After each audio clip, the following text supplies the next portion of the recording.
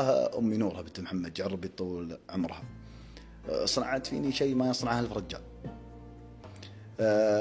أمي هي اللي ربتني أحسن تربية، وخذيناها طال عمرك يمكنها زمالة بيني وبين الوالدة الله يطول في عمرها. مرة من المرات كنت أنا جالس، ويمكن يا حمد هذا الشيء برا السؤال، كنا اي والله كنا جالسين في جلسة شباب، المهم ذكروا لهم شخص وإحنا نلعب بلغة ورقة، اسمع ما أدري إيش قال يا رجال همله تربية مرة. حذفت أنا الورقة من يدي يود، تشلي تربية مرة صاحي أنت ما رباك إلا مرة صح. ولا متى تطلع من، أنا ما طلعت ترى من بيتنا، صرت أروح وأجي إلا في الثانوي. أنا كنت أداوم أيام الاختبارات تنقطع الباصات، يصير كل يداوم على سيارته الخاص. أنا كنت أداوم أروح الاختبارات.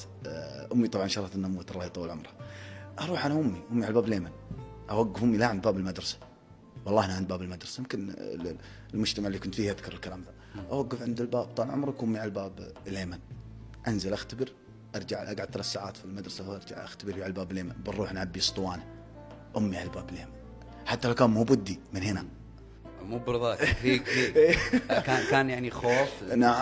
نعم ما في كينيميني طال عمرك.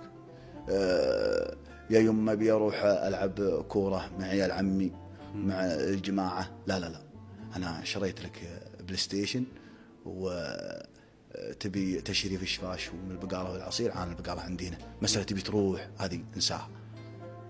كنت انا مع الوالده حياتي كلها مع امي وتقبلت انت الفكره وانت يعني بعمر صغير مراهق اكيد ودك تطلع ودي يا رجال ودي اروح مع الناس واشرق واغرب، لكن ملوس انا ودي ذيك الايام يعني كان يجيني يعني تكاك صغير، ليه انا ما اروح، ليه انا ما اجي، امي تطير توقع، ليه انت خرجنا من الثانوي والله ما انساها.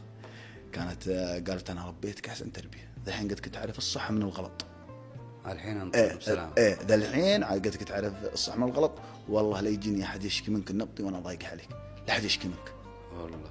اي والله حاولت اني اتوظف، حاولت اني اروح، حاولت اني ما قدرت. وقتها كان اخوي صغير، اخوي الكبير توظف برا الديره، صرت انا يعني اللي ماسك البيت. ايه ماسك البيت كامل.